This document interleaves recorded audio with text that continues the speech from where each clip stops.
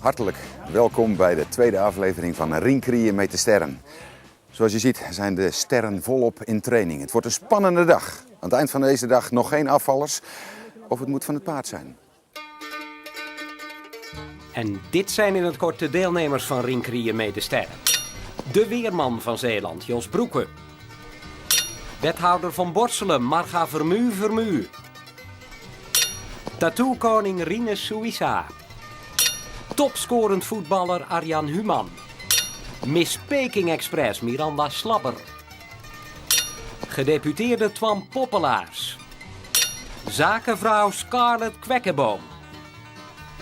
En als laatste ex-Lamaketta Michael Harte. De deelnemers zijn klaar voor het vervolg van hun hoogtestage. Oh, maar ga dan maar buiten. Bril naar voren.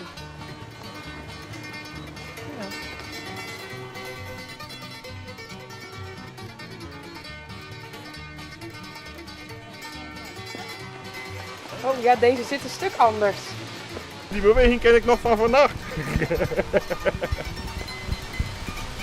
En die nattigheid niet. Het ringrijden bestaat dus eigenlijk uit twee onderdelen. Paardrijden en ringsteken. En we gaan hier proberen de lans vast te houden en proberen ook een beetje ringen te steken. Twan hangt eigenlijk zijn lans iets te schuin. Zo. Nou, ik zou hem iets platter houden.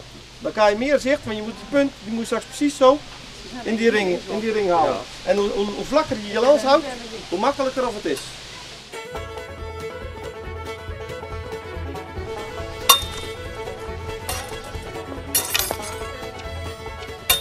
Domme!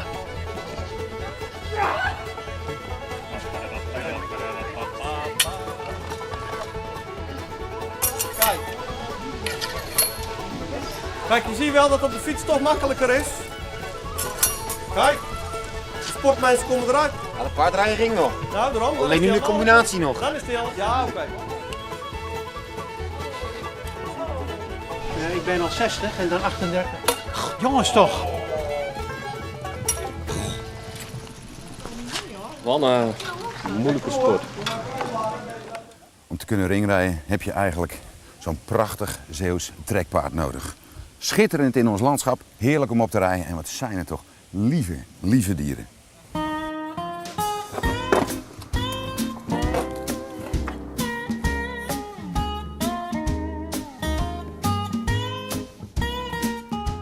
De boerenstand begon met ringkrieën en de boerenstand die had trekpaarden tot zijn beschikking. En die gebruikten dus trekpaarden op een enkel paard.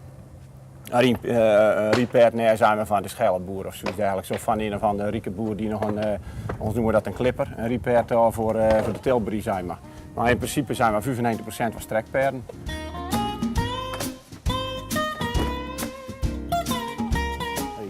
Voornamelijk de grootste deel van de paarden werden gebruikt in de landbouw.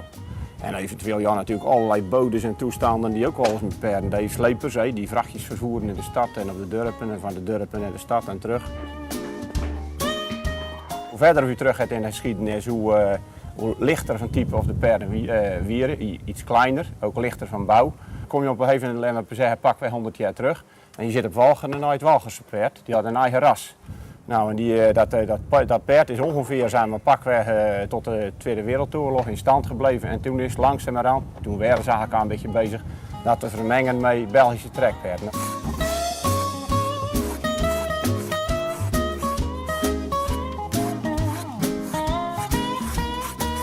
Toen kregen we de mechanisatie. Dat zijn we in Walcheren kwam dat heel laat op gang. Eind 50 jaar en begin 60 jaar zetten dat heel sterk door. Toen hingen de paarden met bosjes weg. Toen had je heel weinig riepaarden nog, mensen die riepaarden hadden.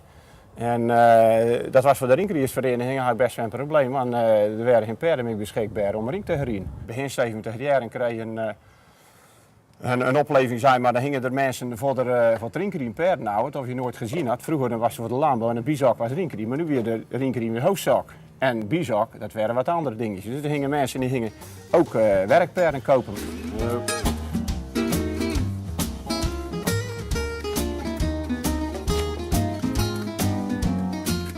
Ik moet zeggen dat er nog steeds meer mensen neigen naar een trekpaard. Maar dat is ook een beetje Het gevoel zijn maar dat hoort een beetje bij het ringrieën. Je kan je nou eigenlijk niet voorstellen.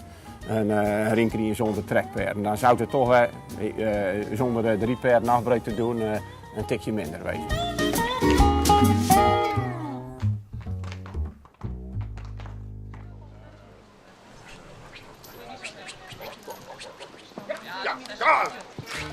Inmiddels hebben onze toppers in spe de eerste kennismaking met de hippische sport achter de rug. Het zelfvertrouwen groeit. Ik schommel mooi heen en weer.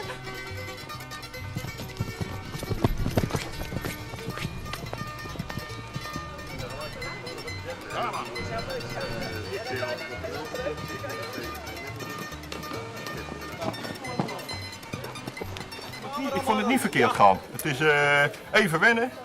En als je eenmaal het ritme een beetje te pakken als zo'n paard er in één keer had, dan blijft hij goed zitten. Maar als je, zou maar zeggen, gaat hobbelen, dan ga je leesgedeelte naar omhoog en naar beneden. En, dus dan had het wat moeilijker.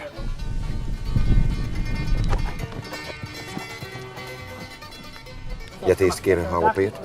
Hoe voel je je? Overal goed, op één bepaalde plek is het iets minder. Maar dat zal zijn eigen weer herstellen. We zijn nou zwanger, hè? We zijn nou zwanger. Dus dat is geen probleem. Nee, daarom. Het komt allemaal goed.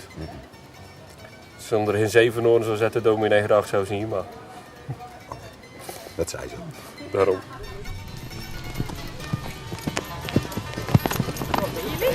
Ja, dat is wel goed. Hey, hoppa! Hoe was het voor de eerste keer in galop? Nou, ik vind wel een overwinning op mezelf, om het zo maar te zeggen. Je bent er niet afgevallen? Ik ben er niet afgevallen, Dat ik is ben winst. zitten. Ik heb me in hand gedaan, in galop. En straks gaan steken. Ook dat nog. Miranda, hoe is dat bij jou? Ja, eigenlijk sluit ik me wel aan bij Scarlett. Het wordt ook leuker. Eerst schijt je eigenlijk een beetje in je broek. Dan denk ik, oh, dan moet ik in galop. Maar als je dan eenmaal dat 1 keer hebt gedaan, ja, dan is het gewoon dat je denkt, yeah, dan is het gewoon een kick. Kom maar, voor elkaar. Hop, hop, hop, hop, hop. Rustig op elkaar. Zo, even op elkaar. Hoe voelt het nu? Het is even wennen. Die zaterdagavond had ik me iets anders voorgesteld. Nou, dat zal worden, denk ik. Ja, wat zijn zo de verwachtingen? Zou zomaar kunnen. Het gaat een hele rustige avond worden. Ja, heel stilletjes zitten, weinig in beweging. Op de bank, Ja. met de chips en een colaatje erbij, zoiets zal het wel worden. Hoe is het met zelfvertrouwen? Dat groeit wel. Dat groeit wel. Je gaat er makkelijk het paard op en af. En je hebt de greep nog een beetje te pakken, ook meteen in hand. Je weet waar je vast moet houden. En ja, je hebt het net gezien, maar ja, het is nog zonder lans. Je staat zo eens even naar de concurrentie te kijken. Wat denk je ervan? Ja, het ziet er allemaal goed uit. Ik bedoel, de meesten hebben nog niet op een paard gezeten. En iedereen gaat toch volop in draf. Dus concurrentie is groot. Oh, ai, dat is niet goed.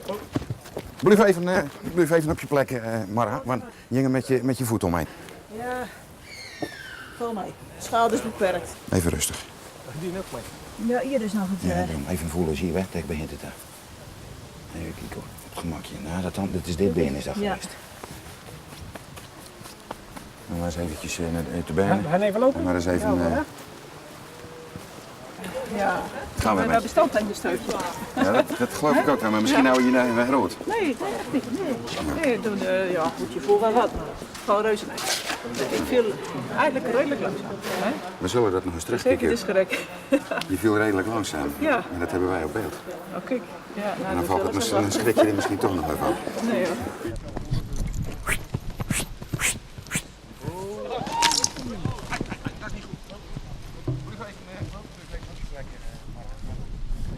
Waar kwam je er tegen? Met je arm. Nee, met mijn been. Een beetje tegen een paaltje. En dat is wat hij nu voelt. Ja, ietsje. Ietsje, het valt mee. Nee, van reuze mee. Ja. Het zag er verschrikkelijk uit, maar het is helemaal goed gekomen. Zoals jullie inmiddels allemaal weten is Marga nog een keer ten val gekomen. Maar dat waren opnames voor later deze zomer. Dus volgende week in Ringcrie met de Sterren kun je zien dat zij beslist een kanshebber was voor de titel Ringcrie Ster 2007. Tot dan.